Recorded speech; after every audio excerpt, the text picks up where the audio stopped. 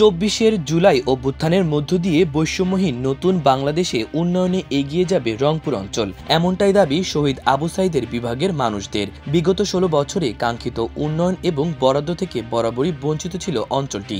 এমন প্রেক্ষাপটে অন্তর্বর্তী সরকারের প্রতি এই অঞ্চলের দারিদ্রতা বিমোচনে থমকে থাকা অর্থনৈতিক অঞ্চল প্রতিষ্ঠা ও শিল্পায়নে গুরুত্বারোপ করার জোর দাবি উঠেছে।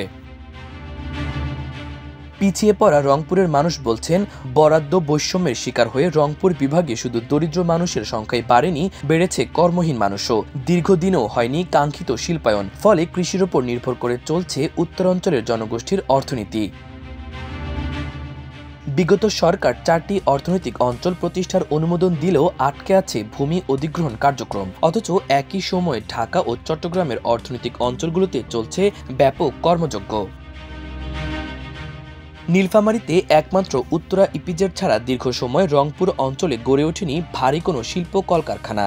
এখনও এই অঞ্চলের শিল্প আটকে আছে কিছু চাল কল, পাট ও ক্ষুদ্র শিল্পে। ফলে বিভাগের ৭০% মানুষকে প্রত্যক্ষ ও পরোক্ষভাবে কৃষি অর্থনীতির ওপর নির্ভর করতে হচ্ছে। জানা গেছে, দিনাজপুরে ৩০৮ একর জমির মধ্যে অধিগ্রহণ হয়েছে মাত্র ৮৭ একর। এছাড়া পঞ্চগড়ে ২৫০ একরের মধ্যে ১৮৭ একর ও নীলফামারীতে ১০৬ একর জমি বাংলাদেশ অর্থনৈতিক অঞ্চল কর্তৃপক্ষ বেজার কাছে বুঝিয়ে দেওয়া হয়েছে। আর কুড়িগ্রামে বিশেষ অর্থনৈতিক অঞ্চলের জন্য ১৪৯ একর জমি বরাদ্দ দেওয়া হলেও দৃশ্যমান কোনো অগ্রগতি হয়নি।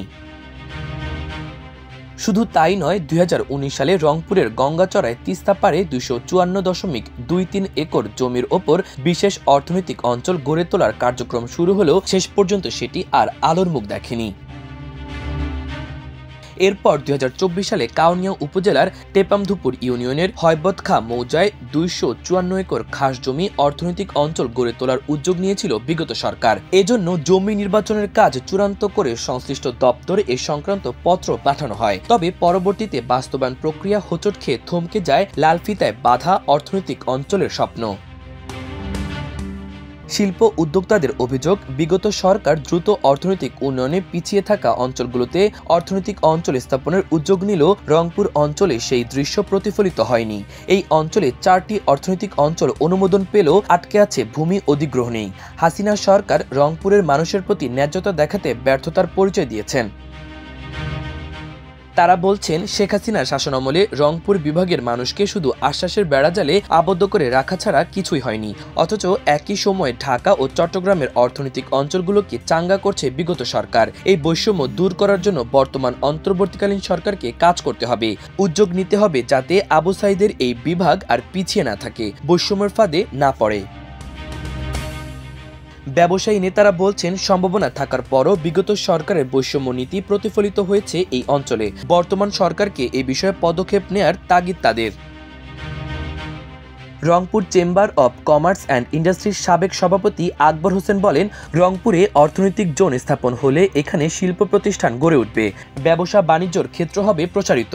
সর্বোপরি এ অঞ্চলে নতুন নতুন উদ্যোক্তা সৃষ্টি হবে, আর উদ্যোক্তা সৃষ্টি হলে বাড়বে বিভিন্ন শিল্প প্রতিষ্ঠান, কর্মসংস্থান হবে হাজার হাজার বেকার যুবকদের। দিনাজপুর শিল্প ও বণিক সমিতির সভাপতি আবু বকর সিদ্দিক বলেন, গত সরকারের আমলে মন্ত্রী এমপিরা উত্তরাঞ্চলের উন্নয়নে কার্যকরী কোনো পদক্ষেপ নেননি, শুধু ফিতা কাটার মধ্যে তাদের কার্যক্রম সীমাবদ্ধ ছিল। পঞ্চগড়ের জেলা প্রশাসক সাবেত আলী বলেন, অর্থনৈতিক অঞ্চল তৈরির ২৫০ একর জমির মধ্যে ১৮৫ একর সরকারি খাস জমি, বাকি ৬৫ একর জমি ব্যক্তি মালিকানাধীন জমি, যেগুলোর দাম নির্ধারণ করা হয়েছে সরকারের নিয়ম অনুযায়ী। এই অর্থ সরকারের কাছ থেকে পাওয়ার জন্য চিঠি দেওয়া হয়েছে। এদিকে শিল্পায়নে এগিয়ে নিতে এবং কর্মসংস্থান সৃষ্টি করতে অর্থনৈতিক অঞ্চলগুলো পরিকল্পিতভাবে বাস্তবায়নের উদ্যোগ নেওয়া জরুরি বলে মনে করেন অর্থনীতিবিদরা। বেগম রোকেয়া বিশ্ববিদ্যালয়ের অ্যাকাউন্টিং অ্যান্ড ইনফরমেশন সিস্টেমস বিভাগের সহযোগী অধ্যাপক ওমর ফারুক বলেন, বাংলাদেশে যে অর্থনৈতিক বৈষম্য হয়েছে তার শিকার হয়েছে উত্তরাঞ্চলের মানুষ। রংপুরের গঙ্গাচড়া এবং কাউনিয়াতে অর্থনৈতিক অঞ্চল গড়ে তোলার জন্য বিগত সরকার স্বপ্ন দেখিয়েছে, কিন্তু বাস্তবে তা অধরা ছিল। অজ্ঞাত কারণে এই অঞ্চলের মানুষ সুষম উন্নয়ন, বাজেটে কাঙ্ক্ষিত বরাদ্দ এবং ঘোষিত প্রতিশ্রুতির বাস্তবায়ন থেকে বঞ্চিত হয়েছে। মাল্টিমিডিয়া ডেস্ক, আমার দেশ।